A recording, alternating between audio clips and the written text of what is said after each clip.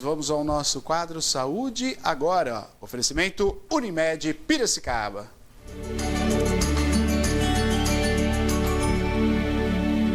E nós temos o prazer de receber ao vivo aqui no programa Piracicaba Agora, Dr. Mick, que é médico cooperado da Unimed Piracicaba, na especialidade cirurgia do aparelho digestivo. Um amigo nosso conosco aqui hoje. Dr. Mick, muito boa noite, prazer em recebê-lo. Boa noite, Neto. É um grande prazer estar aqui junto com você novamente. Bem-vindo. Muito obrigado. Obrigado. E você que está em casa, participa conosco. O tema de hoje, Setembro Verde, alerta para conscientização do câncer de intestino. Está aqui o cartaz já conosco, 99141, você pode participar conosco, fazer sua pergunta, tirar sua dúvida também ao vivo aqui com o Dr. Mick. Para começar essa conversa, né, Dr. Mick, vamos esclarecer o que é o câncer, o que seria o câncer de intestino. Neto, o câncer de intestino é uma neoplasia, né? Então um tumor que surge no intestino. Basicamente assim, quando a gente fala de câncer de intestino, a gente está falando de uma neoplasia maligna do intestino. Mas é uma neoplasia que dá uma oportunidade, uma janela de oportunidade muito grande para a gente, porque ela permite a detecção precoce. Eu acho que essa é a grande motivação de a gente estar trabalhando aqui esse setembro. Sim. Certo? O câncer de cólon, hoje ele cresceu muito na população. Antes era um câncer que acometia, estava lá entre os 5, 6 tumores mais frequentes. Atualmente ele está próximo de ser o segundo tumor mais frequente, tanto no homem quanto na mulher, nos últimos anos. E a gente tem detectado essa doença cada vez mais precoce. Essa é uma das coisas que assusta. E um dos grandes motivos para isso, aparentemente, é a alimentação. Porque o que mudou nos últimos anos? O jeito da gente comer, né? A gente não come mais nosso arroz, feijão, salada, né? Bifinho. Não, a gente está lá comendo comidas muito processadas, na correria.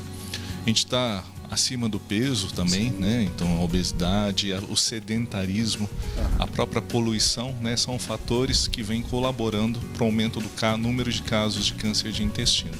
Quer dizer, são essas que acabam colaborando para ser algo até precoce, né?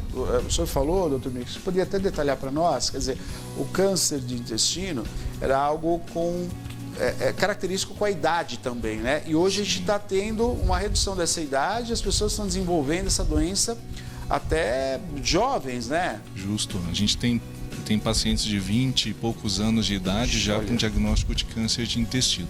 Essa não é a regra, né? A regra, em geral, é que a partir dos 45 hoje, que é uma idade muito precoce ainda, a gente tem detectado um número relativamente expressivo de casos de câncer de intestino. Como é que funciona? 80% dos tumores, eles não têm relação genética.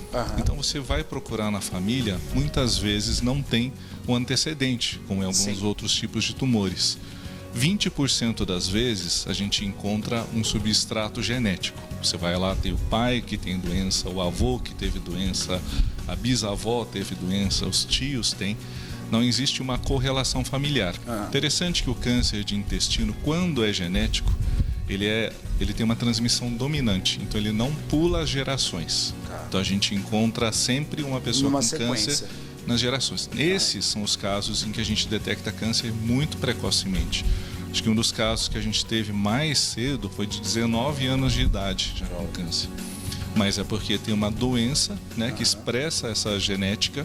Ela é transmitida de forma dominante, então já passa para a sua prole e ela se manifesta invariavelmente em algum momento da vida. Né? Esses são 20% dos casos. Se você tem um familiar de primeiro grau abaixo dos 40 anos ou muito cedo que desenvolveu câncer, então é preciso procurar se você não tem uma hereditariedade para desenvolver esse tipo de tumor.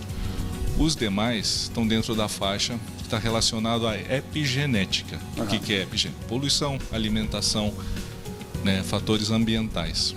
Esse grupo não. Esse grupo, a partir dos 45 anos de idade, hoje é obrigatório o rastreamento do câncer de intestino. Doutor Mick, dá sinais o câncer de intestino? A gente consegue perceber, quer dizer, um fato de prioridade é entender se na sua família você tem, né, quem te antecedeu já tem caso. Então, tem que ter acompanhamento mais próximo. Mas ele dá sinais. A vida de hoje, doutor Mick, o senhor pode até detalhar isso também, né? Quer dizer, essas comidas prontas, famosas comidas rápidas, né? Processadas, tudo isso contribui para você ter uma péssima organização, né, do seu bem-estar. Já começa por aí. Aí provoca doenças sérias, como é o caso do câncer de intestino. Mas tem sinais que a gente dá para identificar? Tem vários sinais. É só para a gente não esquecer de fatores de risco. Sim. Importante: cigarro. Cigarro. Tá certo? Cigarro é fator de risco para tudo, né? Bebida alcoólica também. De sinais, assim, o intestino é muito grande, né? O intestino grosso, que a gente está falando, ele tem um lado direito, que começa aqui na fossa ilíaca direita, segue, atravessa o abdômen e desce para a esquerda, né? Para o sigmoide até chegar no reto. Doenças que acometem o lado direito do intestino, lado direito, eles geralmente causam anemia como um dos primeiros sinais. Perfeito. Então, as pessoas que desenvolvem anemia de forma inexplicada, uma das coisas que a gente sempre pensa, neoplasia de cólon direito. No lado direito é muito difícil entupir o intestino, porque causar outros sintomas, porque é uma área em que as fezes chegam líquidas. À medida que ele transita pelo intestino, desce para o lado esquerdo, as fezes se tornam mais pastosas e até se tornarem sólidas. Certo. Então, tumores do lado esquerdo, em geral, produzem sintomas obstrutivos. Então, constipação, e não vamos ficar assustados todo mundo que tem intestino preso. Sim, então, uma constipação de início precoce, recente, né? Tem sangramento, às vezes, nas fezes, tem presença de catarro, né, muco nas fezes e, às vezes, cólicas, dores abdominais inexplicadas que a pessoa não tinha antes. Vou lembrar que tem muitas outras causas que levam a esses sintomas, então quem tiver, por favor, não fique alarmado. Sim. Abaixo dos 45 anos, e se tem 45 anos, então é importante a gente procurar um médico para fazer o exame de rastreamento, que é a colonoscopia. Colonoscopia, né? Que, aliás, colonoscopia é ideal, né? Você falou, né, Mica, pessoas acima de 40, 45 anos, mas o ideal é que a pessoa faça uma colonoscopia, né? Como via de regra, até para entender, né, o que pode estar acontecendo, até como prevenção também, né? A partir dos 45 anos, sim. Perfeito. Né? Abaixo disso, as raras exceções, quando a gente imagina que tem algum tipo de doença inflamatória, alguma coisa que justifique a realização de um exame. É um exame invasivo, tem o desconforto da preparação intestinal. Sim. Quem já fez o exame sabe como é, né? Mas é um exame realmente muito importante e principalmente muito seguro para ser realizado atualmente. Perfeito. Estamos ao vivo, Dr. Mick conosco aqui. Se você tiver uma pergunta, 991411048. Participe ao vivo conosco. Pois não, Mar? Já várias pessoas, viu, doutor, querendo tirar algumas dúvidas aí sobre esse tema tão importante que a gente precisa, sim, ser falado, difundidas informações, né, o quanto mais melhor. O Simão, ele está fazendo uma pergunta interessante. Olha, minha mãe teve câncer que afetou o pâncreas. Será que vai acontecer o mesmo comigo? Ele comenta aqui, doutor, que a mãe dele não fumava e nem bebia. Ele deve se preocupar? Um câncer de pâncreas é um outro capítulo, né? Mas também não existe uma correlação genética clara no câncer de pâncreas. A gente sabe que tem algumas alterações, né, da junção da via biliar e pancreática que predispõem à ocorrência dele. Mas não é o fato da mãe ter tido que ele vai ter. E, infelizmente, no caso do câncer de pâncreas, ainda a gente não tem um exame de rastreamento como é no exame de intestino. Intestino, né? Agora, para prevenir, Dr. Mick, né, a gente falou de algumas situações ruins do hábito, né, da alimentação, que acho que é fundamental, mas para prevenir o câncer do intestino. Então, para prevenção, basicamente, faça exercício, tome bastante líquidos, né, não um monte, mas o suficiente para se manter bem hidratado, coma fibras, frutas, né? Evite alimentos ultraprocessados, esses muito industrializados, muito cheio de corantes, conservantes, né? Emulsificantes, tá certo? E com isso preserve, né? Tem uma atividade física diária e mantém a alegria sempre, né? É fundamental, né, doutor Mick? É fundamental. É fundamental. Mais participações? Pois não, Maria, pode falar. Vamos lá, mais uma pergunta também, doutor. Agora é o Leandro que quer saber o seguinte. Pois ó, não. O senhor me ajuda aí nos nomes, tá, doutor? Maria, pergunta para o doutor se quem já fez cirurgia de esfíncter, é assim que fala, doutor? Sim. Fissura, hemorroidas e apêndice também, ele escreveu aqui embaixo, tem propensão, né, para ter câncer de intestinos? Não, são cirurgias que não têm conexão, tá? A hemorroida realmente é uma das doenças que produz sangramento e é diagnóstico diferencial para o câncer de intestino ou para outras doenças intestinais. Mas o fato de ter hemorroidas, e todos terão, viu, Neto? Infelizmente, né? Fato. Em algum momento da vida, nem todos vão ter doença hemorroidária, nem todos vão ter manifestação disso. Mas elas não são doenças que predispõem à neoplasia de cólon. Falando um pouco das estatísticas, né, Dr. Mick? E aí eu já quero perguntar sobre estatísticas, sobre o câncer coloretal. E falando um pouquinho da nossa região, a gente sabe que são muitos estudos, né, sobre o câncer, sobre as pessoas que se adoecem com câncer, da questão da região, né, e tem a ver também com o câncer de intestino, quer dizer, olha, o Brasil é mais acometido, as pessoas desenvolveram do que a Europa, do que outros continentes. Interessante que o câncer de intestino ele é muito mais prevalente, né, nos países desenvolvidos, altamente industrializados, provavelmente relacionados ao tipo de alimentação que tem. Mas no Brasil, né, em alguns estados, a gente tem acompanhado essa tendência, né? Veja o nosso dia a dia, como é que é a nossa alimentação. E com isso a gente tem um aumento do número de casos, principalmente no estado de São Paulo, né? Piracicaba não foge à exceção, Sim. Não foge à regra. Não foge à regra, né? Isso. Estamos ao vivo, 2534-1234, 99141-1048. Nós estamos ao vivo pelos 3 canais de TV, aqui de Piracicaba e toda a região metropolitana. Estamos ao vivo pelo Facebook, estamos ao vivo pelo YouTube, estamos ao vivo também pelo Instagram. Pois não, Maria? Vamos lá, mais dúvidas, doutor. Agora é o Sérgio que está aqui assistindo a gente. Ele dá boa noite, tem uma dúvida. Pode abrir direto a página aqui a pergunta do Sérgio. As fezes que mudam de tamanho, às vezes finas, podem ser preocupantes? Obrigado, sou o Sérgio. Não, isso não é um motivo de preocupação em si. Se você tem variação de tamanho das fezes, coloração, densidade delas, isso varia com a alimentação, né? A cada dia, se você come mais verduras, menos verduras, mais gordura, menos gordura, as fezes mudam de característica. O que se torna preocupante é sempre as fezes muito afiladas e, né, com presença de sangue, com presença de muco, com dificuldade progressiva. Então não é a alternância, mas a constância, né, dessa alteração. Quer dizer, a variação está ligado no dia a dia, né? Às vezes a pessoa bebe menos água, obviamente você vai ter ali uma complicação um pouco mais com as suas fezes, né? Quer dizer, quando a coisa é diferente, como o senhor falou, quer dizer, ela começa de uma maneira e vai piorando, aí sim é um alerta, né, doutor Mick? Com certeza, né? Se você tem uma alteração frequente, algum problema, alguma mudança houve, né? Agora, se a gente vai numa festa, come muitos salgadinhos, Sim. come aquelas frituras Você todas, vai ter o resultado, né? Lógico, isso tem consequência. 991411048, 2534-1234, nosso quadro Saúde Agora, oferecimento Unimed, Piracicaba, Dr. Mick conosco aqui. Estamos falando, né, de câncer de intestino e você pode participar conosco também. Pois não, Maria, Deixa eu mandar um abraço aqui, o casal que está assistindo a gente, a Elizabeth e o Rodrigo Zoca. Muito obrigada pela audiência.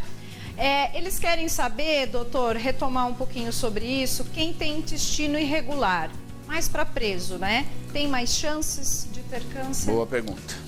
É uma pergunta interessante, ó. Se você tem maior permanência de substâncias que são cancerígenas, né? Por exemplo, se você come muitos embutidos, né?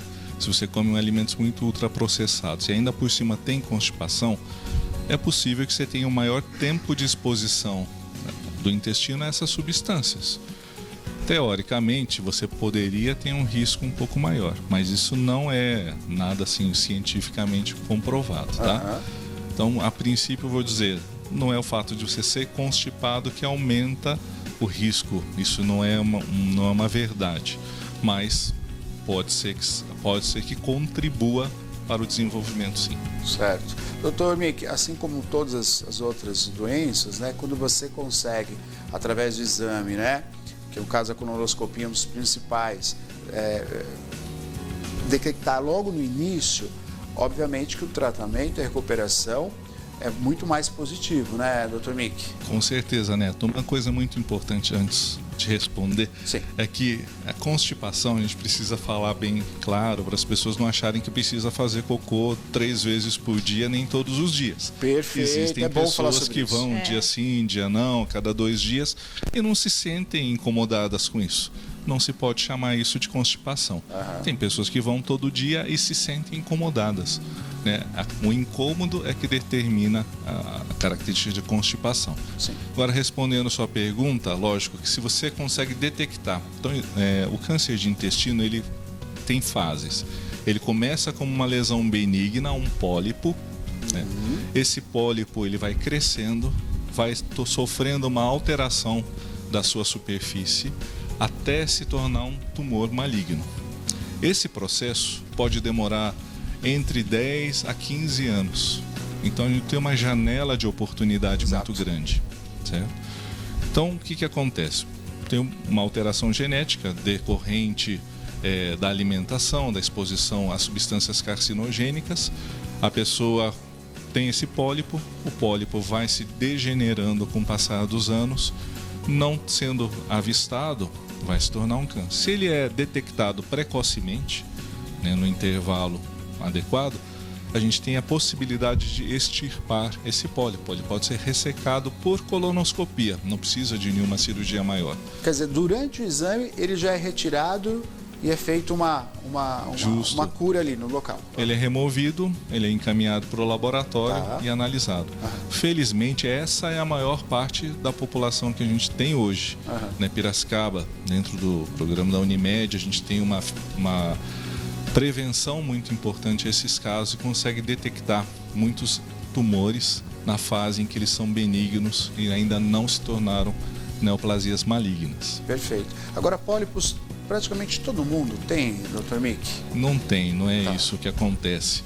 Existe um percentual, não tem um número preciso para lidar, mas quem desenvolve pólipo provavelmente vai desenvolver outros pólipos ao longo da vida. Tanto que não é fazer um único exame aos 45 anos. A cada 5 anos, nós repetimos o exame quando tem um pólipo só. Se há mais de 2 ou 3 pólipos ou mais, a gente reduz esse tempo para cada 3 anos. Quer dizer, num exame só, percebeu-se 3 pólipos, aí o exame vai ter que ser repetido com menos tempo. Numa frequência menor, maior. Né? E se a gente percebe que tem lesões mais críticas, com maior risco, a gente encurta mais esse tempo. E nos intervalos, para os pacientes que têm algum risco maior, a gente ainda faz o rastreamento de presença de sangue nas fezes. Entendi. Certo? Que é um importante marcador. Falando um pouquinho sobre o exame, já tem gente participando, bastante gente, né, Dr. Mick, participando, mas o exame de fezes é um exame que tem que ser feito também, né, Dr. Mick? E às vezes a gente vai espaçando um pouquinho, né, essa questão do exame de fezes, que também é um exame que nos revela muita coisa também, né? Bom, o exame de fezes, Neto, se você pensa, está falando dos exames parasitológicos, a gente não utiliza com tanta frequência no adulto, não. No adulto a gente prefere muitas vezes tratar, porque ele tem um valor preditivo, né, muito baixo, tem 20%. Agora, eu estou falando do exame de pesquisa de sangue.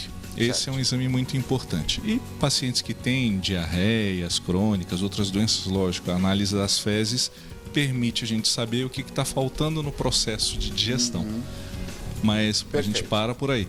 Agora, exame de fezes é um exame relativamente barato, fácil de colher, né? O mais difícil, né, é acertar a latinha na hora de colher. O mais complicado é isso, né? Mas uma vez que você colhe o exame, encaminha ao laboratório, é um exame relativamente barato, permite um rastreamento em massa. É um exame bem recomendado hoje mesmo pelo Ministério da Saúde aqui no Brasil, pela Organização Mundial de Saúde. Perfeito. Estamos ao vivo, Dr. Mick conosco aqui. Estamos falando do Setembro Verde, né? E você pode participar. São muitas pessoas participando. A gente vai abrir agora para o público. Dr. Mick, na gentileza, obviamente, participando conosco, vai conversar com você de casa. Pois não, Maria?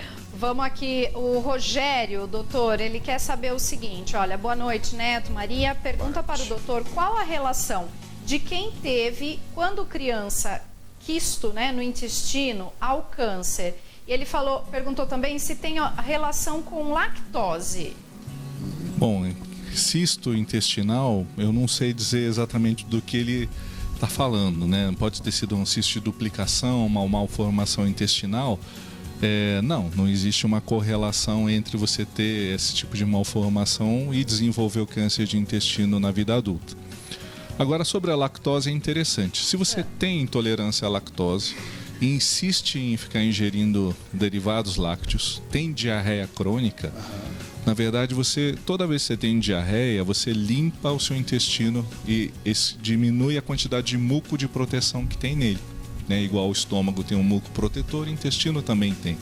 E se você tem menos muco de proteção, você tem mais exposição do intestino a substâncias tóxicas, não necessariamente ao leite. Tá? Agora está tendo um crescimento muito grande de pessoas que estão tendo irritação por conta do leite, né, doutor Mico? Isso é fato também? É verdade. Eu nunca tinha visto tantos pacientes com intolerância. Que eu não sei se é exatamente a lactose ou outras substâncias do leite, mas o fato é que para de tomar o leite, melhora os sintomas. Não existem exames, existem alguns exames que a gente faz para rastrear, né, avaliar se tem absorção ou não do leite, né? Mas a intolerância à lactose, na verdade, é uma regra entre o ser humano. A partir da vida adulta, é natural que a gente tenha uma redução da produção da enzima que faz a digestão do leite.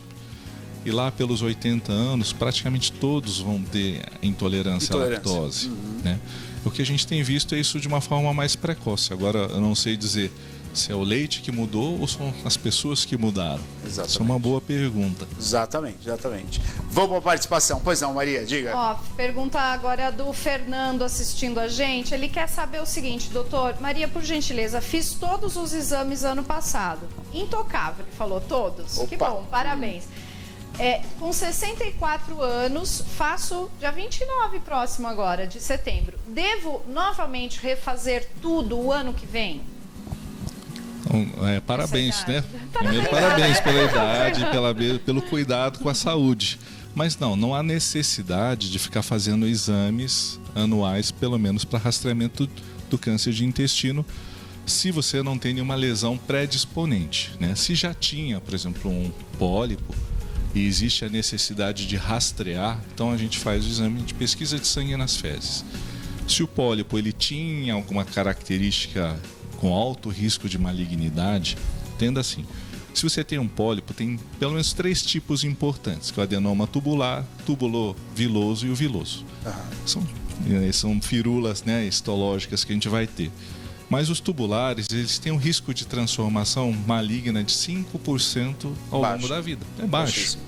Agora, adenomas vilosos, eles têm 40% de chance de malignização. Então, dependendo do aspecto e do tipo histológico que tem, a gente muda um pouco o período de rastreamento. O que é importante?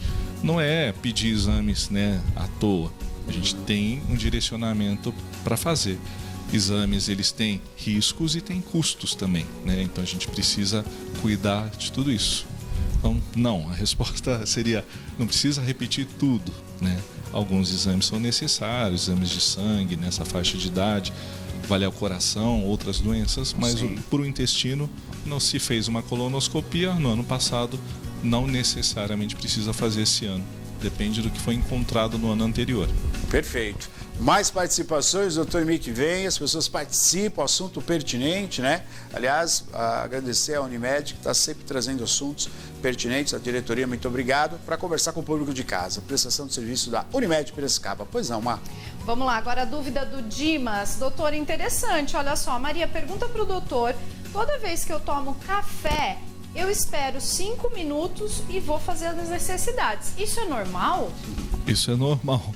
O café, existem estudos que mostram que quando a pessoa toma café e tem uma certa sensibilidade, o intestino já começa a contrair. É praticamente imediato. Muita gente, inclusive, usa o café como uma forma de laxante. Tá certo? Não precisa usar o café por baixo, viu? Não, tô tomando café mesmo. Tomando café mesmo. Muito bom. Doutor Mick, para a gente até encerrar, vamos destacar mais uma vez aqui a importância, né, do acompanhamento pós-tratamento, porque a gente fala muito, né, para prevenção, obviamente, o doutor Mick está aqui para falar sobre isso, também, né, prevenção, ir, né, ao médico, lembrar que tem que se fazer, 45 anos, colonoscopia sim, e aí esse acompanhamento pós-tratamento, a importância que é isso, doutor Mick? Vamos falar um pouquinho de tratamento, então, Neto. Perfeito. Tratamento, uma vez que a pessoa falhou, vamos falar na prevenção, ou foi surpreendida por um tumor que teve um comportamento atípico e acabou aparecendo no indivíduo, o tratamento ainda é cirúrgico. Cirurgia é o melhor caminho para tumores de cólon, né? Existe um outro tipo de tumor que é o tumor de reto, que apesar de fazer parte do intestino grosso, ele tem um comportamento diferente. Então, tumor de cólon, tratamento cirúrgico, né? Mesmo que ele se dissemine, tenha metástases para outros lugares, a gente prepara ele, às vezes faz quimioterapia antes, reduz os tumores, tenta restringir ele o intestino e faz a ressecção. Tumores de reto, não. Tumores de reto, radioterapia, quimioterapia antes da gente fazer o tratamento definitivo com a cirurgia, tá? Muitas vezes. A cirurgia, uma coisa que as pessoas temem muito é a tal da bolsinha, né? A colostomia. Sim. Esse é um ponto muito importante. Se você tem a oportunidade de fazer um diagnóstico precoce, se você tem a possibilidade de fazer uma cirurgia eletiva, programada, a chance de você precisar de uma bolsinha é baixa. Né? Porque depende, se você tiver uma complicação da costura, que acontece ali em 7%, talvez até 14% dos casos, a bolsinha pode se tornar necessária como uma medida salvadora. Certo? Mas por via de regra, a gente sempre faz a reconstrução intestinal.